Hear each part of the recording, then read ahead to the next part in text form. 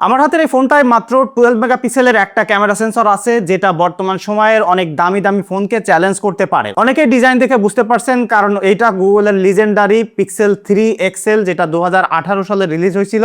আজকের ভিডিওতে বেশ কয়েকটা জিনিস টেস্ট করব এবং আপনাদেরকে জানাবো, কারণ আমি এটা ব্যবহার করলাম কয়েকদিন ধরে। এবং আমরা অনেকেই বলি যে অ্যান্ড্রয়েড ফোন কয়েক বছর চলে গেলে ওইটা একদম কাবারখানায় চলে যায়। তো এটা এখনো চালানো যায় কিনা, এটার ক্যামেরা কেমন আছে, পিক্সেল কতদূর আগাইলো, এবং এই সময় যেসব মুভগুলো ছিল সেগুলো কতটুকু ফিউচারিস্টিক ছিল, আজকে 2026 সালে এসে আমরা একটু জাজ করার চেষ্টা করব। তবে এই মুহূর্তে আপনারা যে কোনো ফোন যদি কিনতে চান, আপনার হাতের ফোন এক্সচেঞ্জও করতে চান, ফারাজি টেকনোলজিতে কন্ট্যাক্ট করতে পারেন। যমুনা ফিউচার পার্কে তাদের প্রিমিয়াম আউটলেট রয়েছে। যারা ঢাকার বাইরে আছেন তারা কিন্তু নিশ্চিন্তে তাদের কাছ থেকে কুরিয়ার করে যে কোনো ব্র্যান্ডের স্মার্টফোন নিয়ে নিতে পারেন। এবং এই মুহূর্তে ফোন যদি কেনার দরকার নাও হয়, তাদের ফেসবুক পেজে একটু ফলো দিয়ে রাখেন, তাহলে তারা কোনো অফার দিলে সেটা কিন্তু আপনি দেখে নিতে পারবেন। তো একদম প্রথমে একটু ফ্ল্যাশব্যাকে চলে যায়, কারণ 2018 সালে রিলিজ হওয়া এই পিক্সেল 3 এক্সেল বোল্ড মুভ ছিল গুগলের জন্য, মানে সাহসী একটা ফোন ছিল। কারণ ওই সময় মোস্ট অফ দ্য কোম্পানি কিন্তু তাদের ফ্ল্যাগশিপ ফোনগুলোতে ডাবল ক্যামেরা দিয়েছিল এবং তারা চিন বেজেলগুলো কমানোর চেষ্টা করতেছিল। এবং পিক্সেল সেই সময় মাত্র একটা 12 মেগাপিক্সেলের ক্যামেরা দিয়েছিল, এবং তারা বলতেছিল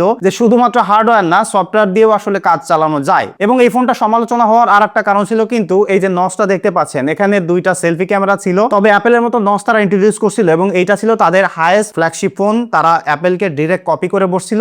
এবং অন্যতম একটা বেস্ট সেলিং আইডিয়া কিন্তু ছিল এই ফোনটার সাথে, সেটা হলো আনলিমিটেড ফটো স্টোরেজ। মানে আপনি এই ফোন দিয়ে যত ছবি তোলেন না কেন, যতদিন এই ফোনটা থাকে, আপনি এই ফোন থেকে ব্যাকআপ করতে পারবেন একদমই আনলিমিটেড, কোনো টাকা পয়সা লাগবে না। আর একটা ব্যাপার ছিল, এই ফোনটা এখান থেকে চেপে ধরলে বা স্কুইজ করলে এই যে অ্যাসিস্ট্যান্ট ছিল সেটা কিন্তু চালু হয়ে যাইতো। ওই সময়ে গুগল যেটা করতো, not just a hardware smartphone, তারা কিন্তু একটা এক্সপেরিয়েন্স সেল করতো। সেই সময় হিসেব করলে অনেক দিক থেকে এটা লিজেন্ডারি ছিল, আবার অনেক দিক থেকে কিন্তু পিসিও ছিল। কিন্তু বর্তমান সময় এক্সপেরিয়েন্স করতে যে আমি যে জিনিসটা দেখলাম সেটা একদম প্রথমত ক্যামেরাতে আসি, কারণ ক্যামেরায় পিক্সেল ফোনগুলোকে অনন্য একটা মাত্রায় নিয়ে গেছে। 12 মেগাপিক্সেলের লিজেন্ডারি সেই মেইন ক্যামেরা রয়েছে, যেটা দিয়ে গুগল শুরু করছিল ডিএসএলআর লেভেলের ব্যাকগ্রাউন্ড ব্লার করে ছবি তোলা। এটা কিন্তু গুগল আগে শুরু করছিল এবং এই ফিচারটা এখনো তাদের আছে, কিন্তু তারা এখন আসলে রেসে পিছিয়ে পড়ছে। বাট ওই সময় কিন্তু এই ফিচারগুলো অনেক গুরুত্বপূর্ণ ছিল, এবং এই একটা সেন্সর দিয়ে সব ধরনের ছবি তোলার ক্যাপাবিলিটি তখন যা ছিল এখনো তাই আছে। ইভেন এখানে সব থেকে একটা রেভলিউশনারি ক্যামেরার ফিচার ছিল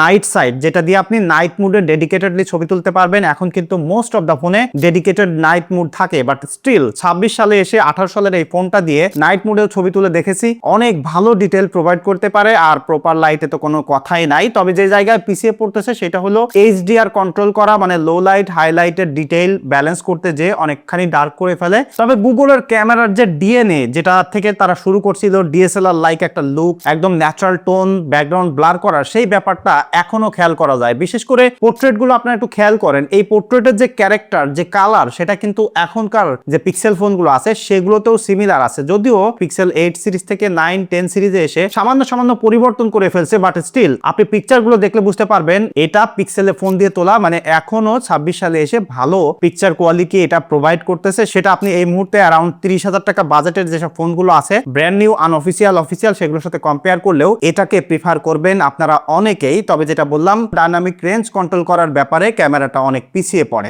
এটার অন্যতম একটা ব্যাপার ছিল, মানে ওই সময় কিন্তু সেলফি তোলার অনেক হিড়িক ছিল, এবং এখানে দুইটা সেলফি ক্যামেরা তারা ব্যবহার করছে, একটা 0.7x এবং একটা অন-x। তবে যে জিনিসটা আমি খেয়াল করলাম যে এই সময় এসে এই ব্যাপারটা আসলে অত বেশি গুরুত্বপূর্ণ বহন করে না। বিশেষ করে এখনকার যেসব সেলফি ক্যামেরাগুলো আছে একটু ওয়াইডার ফোকাল লেন্থ প্রোভাইড করে, আর মোস্টলি অন-xও কিন্তু যথেষ্ট ভালো ওয়াইড ফোকাল লেন্থ প্রোভাইড করে। তো এই সময় এসে ব্যাপারটা আসলে অত বেশি রিলেভেন্ট না। তবে মেইন সেন্সর যেটা আছে সেইটা খুবই গুরুত্বপূর্ণ। এবং আরেকটা জিনিস দেখলাম যে এদের যে ভিডিও প্রসেসিংটা, এখনো যদি ভালো লাইটে আপনি এটার মেইন সেন্সর দিয়ে 4K তে ভিডিও করেন, সেটা কিন্তু অনেক ভালো ডিটেইল, যথেষ্ট স্টেবিলিটিও প্রোভাইড করে। তবে সেলফি ক্যামেরার স্টেবিলিটি অত ভালো না থাকলেও আমি বলবো যে এটার ভিডিও কোয়ালিটি ভাই এখনো মাইন্ড ব্লোয়িং আছে। তবে এখনো পর্যন্ত 2026 সালে এসেও পিক্সেল কিন্তু সিনেম্যাটিক ভিডিওতে আসলে খুব বেশি ইমপ্রুভ করতে পারেনি, তবে নর্মাল ভিডিওতে তারা কিন্তু খুব বেশি ইমপ্রুভ করছে, সেটা এই ক্যামেরা দেখে বোঝাই যায়। এখন ডিজাইনের ব্যাপারে যদি আসি, আপনারা যারা পিক্সেল অনেক আগে থেকে ব্যবহার করছেন, আমি যেমন পিক্সেল 1 থেকে ব্যবহার করা শুরু করছিলাম, আপনারা অনেকে ইমোশনাল হয়ে যাবেন। বিশেষ করে টু টোনের যে ডিজাইন, এটা কিন্তু একটা পান্ডা স্টাইলের ডিজাইন বলা হয়, কারণ এটা ব্ল্যাক এন্ড হোয়াইটের একটা ভেরিয়েন্ট পাওয়া যায়। ওই ডিজাইনটা ওই সময় কিন্তু অনেকেরই ক্র্যাশ ছিল। যেমন আমি পার্সোনালি গুগল পিক্সেল 1 থেকে ব্যবহার করা শুরু করছি, তার কারণ ওটার ডিজাইনটা। তো এই সময় কিন্তু ডিজাইনটা অসম্ভব সুন্দর ছিল। ব্যাকে এখানে ফিঙ্গারপ্রিন্ট ছিল, ক্যামেরা বামটা কোনো প্রকার উঁচু না। ওভারঅল এই যে ডিজাইনটা ওই সময় কিন্তু ভাই অনেক ভালো লাগতো। এবং তারপরে এসে পিক্সেল কিন্তু তাদের ডিজাইন নিয়ে অনেক খেলাধুলা করতে করতে এখনো কিন্তু যে ডিজাইন আছে সেটাও কিন্তু অনেক একটা ইউনিক ডিজাইন অফার করে এবং ইন্ডাস্ট্রি লিডিং একটা ডিজাইন অবশ্যই বলা যায়। তবে যারা ওই সময় পিক্সেল ফোন ব্যবহার করতেন বা পছন্দ করতেন তাদের কিন্তু অনেকেরই এই ডিজাইনের সাথে একটা ইমোশনাল অ্যাটাচমেন্ট রয়েছে। যদিও এই মুহূর্তে আমি কাউকে এই ফোন কিনতে সাজেস্ট করবো না, তারপরে বলি এই ফোনে 2018 সালে যে ফ্ল্যাগশিপ প্রসেসরটা রয়েছে সেটা 2026 সালে এসে খুব ভালো পারফরমেন্স অফার করতেছে। বিশেষ করে যারা নরমালি ব্যবহার করতে চান, সোশ্যাল মিডিয়া ব্রাউজ করতে চান, ইউটিউব ভিডিও, টিকটক ব্যবহার করতে চান বা হালকা পাতলা ফ্রি ফায়ার গেমিং করতে চান, তাদের জন্য কিন্তু ফোনটা এখনো যথেষ্ট ভালো পারফরমেন্স ডেলিভার করতে পারে। এবং এখানে কিন্তু এখন অ্যান্ড্রয়েড 12 চলতেছে, এরপর আর কোনো আপডেট আসেনি। তবে আপনারা অনেকেই বলবেন বা আমি নিজেও চাই যে পিক্সেল যখন থেকে আসলে তাদের 6 সিরিজ থেকে নিজেদের প্রসেসরে শিফট হইলো সেই ব্যাপারটা আসলে আমি নিজেও পার্সোনালি পছন্দ করিনি। আর সাথে যেটা বললাম যে আনলিমিটেড ফটো স্টোরেজের যে ব্যাপারটা সেটা কিন্তু এখনো অনেককে আসলে এই ফোনটা কেনার জন্য টানে। তবে আমি কাউকে আসলে এই মুহূর্তে এই ফোনটা কেনার জন্য বলবো না। এবং ওই সময় এই ফোনটা অনেক সমালোচিত হয়েছিল, তার কারণ হলো তারা কিন্তু ডিরেক্টলি অ্যাপেলকে কপি করে এরকম নচ দিয়ে দিয়েছিল। কিন্তু এখানে যে 6.3 ইঞ্চি ডিসপ্লেটা আছে বর্তমান সময়ে এসে আপনি উপর নিচে বেশ খানিকটা জায়গা দেখতে পারবেন, যেটা এখনকার সময় এরকম দেখা যায় না। তবে এখানে যে সাউন্ড কোয়ালিটিটা এটার সাথে আছে ভাই, এখনো আমি এটা দিয়ে মুভি দেখলাম, ধুরন্ধর মুভিটা 3 ঘন্টার উপরে একটা মুভিটা দেখে এটা দিয়ে আমি অনেক এনজয় করছি। বিশেষ করে এটার ডিসপ্লে যে এক্সপিরিয়েন্স, এটার যে সাউন্ড এবং এটার স্পিকারের সাউন্ডটা সামনের দিকে ফেসিং করার কারণে যখন মুভি দেখতেছি তখন কিন্তু আমার হাত দিয়ে এইভাবে সাউন্ডটা আসলে সামনের দিকে নিতে হচ্ছে না, জাস্ট আমার দিকেই সাউন্ডটা ফায়ার করতেছে। এই জিনিসটা আমি এখনো মিস করি। এবং যখনই আমি সনির ফোন ব্যবহার করি তখন আমি অনেক মুভি দেখি, কারণ কি সামনের দিকে স্পিকার থাকলে মুভি দেখা বা মিডিয়া এনজয় করার ব্যাপারটাকে কিন্তু আসলে নেক্সট লেভেলে চলে যায়। তবে এটার ডিসপ্লেটার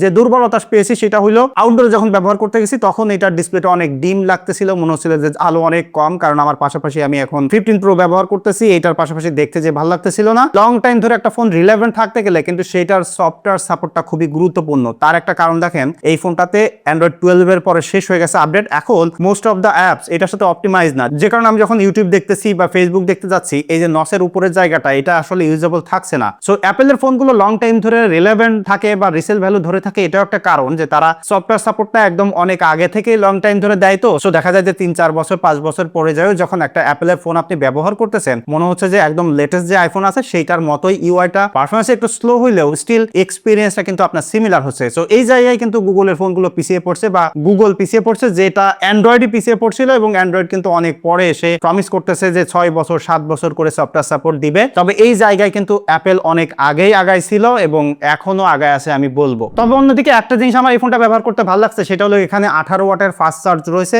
এবং এটার ব্যাটারি সাইজ খুবই কম, 3430 মিলি অ্যাম্পিয়ার। সো এখানে চার্জ হইতে আসলে খুব বেশি সময় লাগতেছিল না। সো এখানে ফাস্ট চার্জ আছে, ওয়্যারলেস চার্জ আছে, যে ফিচারটা কিন্তু এই সময় এসে অনেক বেশি ফিউচারিস্টিক লাগতেছিল, যে 7-8 বছর আগেও গুগল আসলে এই জিনিসটা দিয়ে রাখছিল। তো এখন আমি এটা ব্যবহার করতে যাই 3.5 ঘন্টা করে স্ক্রিন অন টাইম পেয়েছি। তবে যদি আমি গেমিং করতে চাই বা মোবাইল ডাটা ব্যবহার করি তখন এটা দেখা যায় যে 2.5 ঘন্টা 3 ঘন্টার মধ্যে চলে আসে, মানে ব্যাটারি অনেক দ্রুত ড্রেইন করে। বিশেষ করে ক্যামেরাতে গেলে এই ফোনটা এখন ব্যবহার করতে গেলে পারফরমেন্সের দিক থেকে, ক্যামেরার দিক থেকে যে জিনিসটা আমাকে সারপ্রাইজ করছে সেটা হলো লং টাইম পরে এসেও পিক্সেলের ফোনগুলো আসলে খুব ভালোভাবেই মানুষকে সাপোর্ট দিতে পারতো। যদি তারা আসলে সফটওয়্যার সাপোর্টটা নিয়মিত দিয়ে যাইতো তাহলে মানুষ স্টিল এই ফোনগুলো কিনতো। কারণ আপনাদের মধ্যে অনেকেই আছেন যারা পিক্সেলের ফোন ব্যবহার করেন, পছন্দ করেন ডে ওয়ান থেকে, বাট যখন থেকে তারা তাদের নিজেদের চিপসেটে গেছে তখন থেকে আসলে অনেকেই তাদের ফোন পছন্দ করেন না। এবং আরেকটা ব্যাপার হইলো এই যে আনলিমিটেড ফটো ব্যাকআপের ব্যাপারটা কিন্তু এখনো অনেককে টানে। সো আপনারা যদি কেউ পিক্সেল 5 এর আগে থেকে পিক্সেলের ফোন ব্যবহার করে থাকেন, আপনার এক্সপিরিয়েন্স কেমন ছিল অবশ্যই কমেন্ট করে জানাতে পারেন। তবে আমি লং টাইম ধরে পিক্সেল 5 এর আগে থেকে যে ফোনটা সবথেকে বেশি ব্যবহার করছি সেটা হইলো গুগল পিক্সেল 3a এবং তারপরে 4a। সো আমার কাছে আসলে খুব গুড কিছু মেমোরি রয়েছে এই ফোনটা নিয়ে, এবং 26 সালে এসে পিক্সেল 3 XL ব্যবহার করে আমি আসলে খুবই নস্টালজিক ফিল করছি, খুবই ভালো লাগছে। সো আপনার মতামত কমেন্ট করে জানায়েন, আপনার এক্সপিরিয়েন্সও কমেন্ট করে জানায়েন। দেখা হচ্ছে পরবর্তী ভিডিওতে। ধন্যবাদ সবাইকে।